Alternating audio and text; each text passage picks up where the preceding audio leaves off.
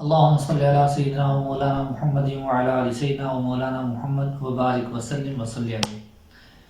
نبی کریم صلی اللہ تعالی علیہ وسلم کا ارشاد ہے، طلب الحلال فریضۃ علی کل مسلم و مسلمۃ، رزق حلال طلب کرنا ہر مسلمان مرد اور عورت پر فرض ہے۔ ظاہر ہے کہ ہر آدمی کے کھانے پینے کی ضروریات ہیں، اور وہ ضروریات کا حلال ہونا، حلال ذریعے سے ہونا، یہ فرض ہے۔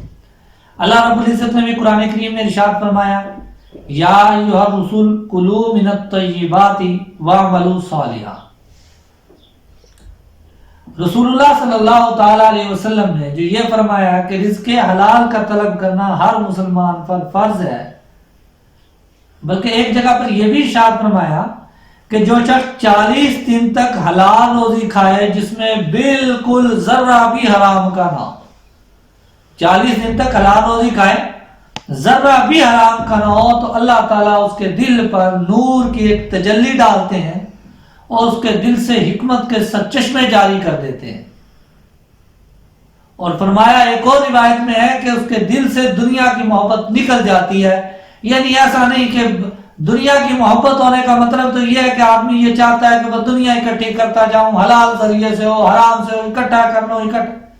جو ایمان والا ہوتا ہے نا، اس کے بعد دنیا تو ہوتی ہے، وہ کماتا بھی ہے، صحابہ کرام بزنس کرتے تھے، کماتے تھے، لیکن یہ ہے کہ وہ اس کو خرچ کرتے ٹائم اللہ کے راستے میں خرچ کرتے تھے۔ یہ کوئی خوبی نہیں ہے کہ میرے پاس مال نہ ہو اور میں مانگ کے یہ دوسروں کے آسرے پہ کھاؤں۔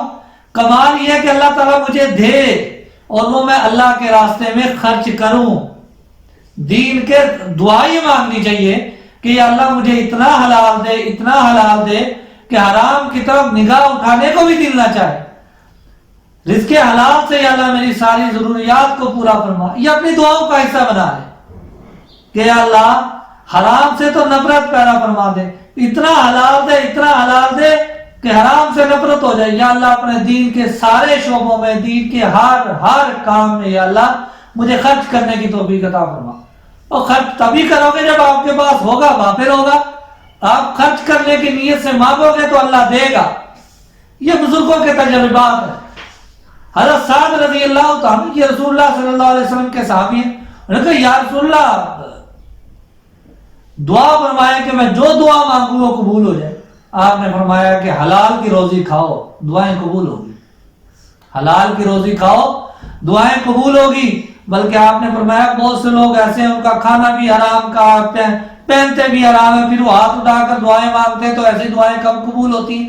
جیسے نا رسول اللہ صلی اللہ علیہ وسلم نے فرمایا کہ ایک آدمی سفر میں ہے اور بال بکھرے ہوئے، بالکل کیا کہتے ہیں مٹی سے اٹا پٹا ہوا، اور دعا مانگتا ہے۔ حالانکہ مسافر کی دعا بڑی قبول ہوتی ہے، یا اللہ مجھے یہ بھی دے دے، یہ بھی فرمایا کہ دعا قبول نہیں ہے۔ کیوں؟ اس لیے کہ کھانا بھی حلال کا ہے، پینا بھی حرام کا ہے، پہنتا بھی حرام ہے، تو دعا کیسے قبول ہوگی؟ تو دعا کی قبولیت کے لیے حلال کا ہونا یہ شرط ہے۔ بلکہ آپ صلی اللہ تعالی علیہ وسلم نے تو یہ بھی ارشاد فرمایا، ایک فرشتہ بیت المقدس میں رہتا ہے اور ہر روز وہ فرشتہ ہر روز یہ آواز لگاتا ہے کہ جو شخص حرام کھائے گا نہ تو اس کے فرض قبول ہوں گے نہ اس کی سنتیں۔ اور ارشاد فرمایا کہ جو شخص 10 درہم دے کر کوئی کپڑا مول لے، 10 درہم 10 روپے کہہ رہے ہیں، 10 روپے میں کوئی کپڑا لیا، کوئی بھی چیز لی اور وہ پہنی، اور اس میں سے صرف ایک حرام کا تھا، 9 حلال کے تھے، ایک حرام کا تھا، تو اس ایک حرام کی وجہ سے اس کی کوئی نماز کوئی روزہ قبول نہیں ہوگا۔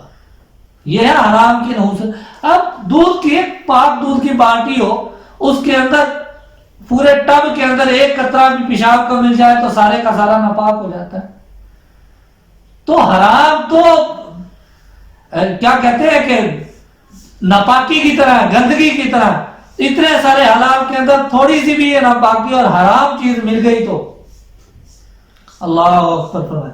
جو شخص حرام کھانے سے، جو گوشت حرام کھانے سے بدن میں پیدا ہوا، حرام کھائے گا تو جسم کے اندر جو نشو و نما ہوگی وہ حرام ہی ہوگی نا۔ تو جو گوشت حرام کھانے سے بدن میں پیدا ہوگا وہ جہنم کی آگ میں جلے گا۔ اور جس شخص کو یہ خیال نہ ہو کہ میرا مال کہاں سے آتا ہے تو اللہ تعالیٰ کو بھی اس کی پرواہ نہیں کہ اسے کس روز سے دوزخ میں ڈال دے. اور صحابہ اکرام اس کی پرواہ کیا کرتے تھے. دعائیں قبول کیسے ہوتی تھی؟ صحابہ اکرام کی دعائیں کیسے قبول ہوتی تھی؟ حرام سے بچتے تھے. حضرت ابوبکر صدیق رضی اللہ تعالیٰ، ان کا ایک غلام انہیں دودھ کا شربت بنا کے پلایا تو آپ نے نہیں پوچھا، کیونکہ عام طور پہ صدیق اکبر کا غلام ہے تو حلال ہی لے کے آتا تھا، تو ایک دفعہ وہ مشتبہ لے آیا، آپ نے پی لیا. اس نے کہا جی آپ نے پوچھا نہیں. آپ نے پوچھا تو وہ مشتبہ تھا، بالکل یہ حرام نہیں تھا، شک و شبہ. تو آپ نے کیا وہ حلق میں انگلی دے کے نکالا اور کیا نکال دی، وومٹ کی. اور پھر بھی وہ ڈرتے رہتے تھے، یا اللہ ایسا نہ ہو کہ میری رگوں کے اندر جو چلا گیا اور اس کی وجہ سے تو مجھے پکڑ لے. یہ ڈرتے تھے صحابہ اکرام رضوان اللہ تعالی علیہم اجمعین. اسی وجہ سے تو ان کی دعائیں قبول ہوتی تھی. ان کے دل پاک صاف ہوتے تھے، نورانیت ہوتی تھی ان کے دلوں میں. ہاں یہ حلال کی برکتیں ہوتی ہیں. حرام آج ہم کہتے ہیں جی اولاد نافرمان ہے، تو اولاد نافرمان تو ہوگی جب آپ نے اس کو کھلایا پلایا حرام ہے. حلال کھلائیں گے تو اولاد فرمانبردار بنے گی. خود اپنے جسم کو بھی ہماری دعائیں قبول ہو، ہماری عبادات قبول ہو، ہماری اولاد پاک صاف بنے، ہم آخرت کے عذاب سے بچ جائیں.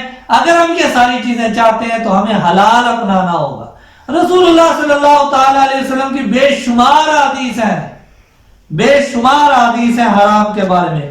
سفیان ثوری رحمۃ اللہ علیہ بہت بڑے اللہ والے گزرے ہیں. فرمایا کہ جو شخص حرام کے مال سے صدقہ دیتا ہے وہ شخص اس شخص کی طرح ہے کہ ناپاک کپڑے کو پیشاب سے دھوتا ہے. کپڑا ہی ناپاک ہے، اس کو دھوتا پیشاب سے، وہ کیسے پاک ہو؟ صدقہ دے رہا ہے محل کچیل، صدقہ محل کچیل ہوتی ہے نا، اتارنے کی کوشش کرتا ہے عذاب سے بچنے کی. صدقہ ان صدقۃ لا تطفئ غضب الرب، صدقہ جو ہے اللہ تعالیٰ کے عذاب کو وہ ٹھنڈا کرتا ہے، بجھا دیتا اللہ تعالیٰ کے عذاب کی آگ کو، اللہ تعالیٰ کی ناراضگی کی آگ کو. لیکن اگر وہ صدقہ کر ہی حرام مال سے رہا ہے تو کیا خیال ہے کہ وہ اسے اللہ تعالیٰ کا عذاب وہ ٹھنڈا ہو؟ نو نو. اور اسی طرح عبادت جو ہے نا، عبادت یہ اللہ تعالیٰ کا خزانہ ہے، اور اس کی جو کنجی ہے کی وہ دعا ہے. جب جو حلال کے لقمے ہوتے ہیں وہ اس کنجی کے وہ کیا کہتے ہیں دندانے ہوتے ہیں جو کی سائڈ میں بنے ہوتے ہیں، ہر لاکھ کے الگ الگ ہوتے ہیں. اگر وہ ٹھیک نہیں ہے، کھانا حلال نہیں ہے، رزق حلال نہیں، تو وہ کیسے قبول ہوگی؟ وہ کنجی ٹھیک نہیں ہوگی کی تو وہ کی لاکھ کھول نہیں سکے گی، تو دعا قبول ہی نہیں ہوگی. عبادات کیسے قبول ہوگی؟ خزانے تک. آپ ان عبادات کی قبولیت تک کیسے پہنچیں گے؟ خزانے تک آپ تب پہنچ سکتے ہیں جب آپ کے پاس کی ٹھیک ہو، اس کا لاک کھولیں. کھانا حرام ہے تو کی نہیں چلے گی تو عبادات کا وہ خزانہ کیسے حاصل ہوگا؟ اور حلال کھانے سے دل کے اندر عبادت کرنے کا جذبہ پیدا ہوتا ہے، اور حرام کھانے سے جو حرام کاری کے جذبات تو پیدا ہوتے ہیں، عبادات کی طرف رغبت نہیں ہوتی. ہمیں جو ہوتا ہے کہ عبادات کرنے کو دل نہیں چاہتا، دعا کرنے کو دل نہیں چاہتا. اس وجہ کیا ہوتی ہے؟ اس وجہ سے کہ ہمارے مال کے اندر بعض دفعہ آمیزش حرام کی ہوتی ہے. اللہ تعالیٰ ہمیں حرام سے بچنے کی توفیق عطا فرمائے. حلال کرنے کی، حلال کھانے کی، حلال پینے کی، حلال دیکھنے کی، حلال سننے کی اللہ تعالیٰ توفیق عطا فرمائے. وآخر دعوانا ان الحمدللہ رب العالمین.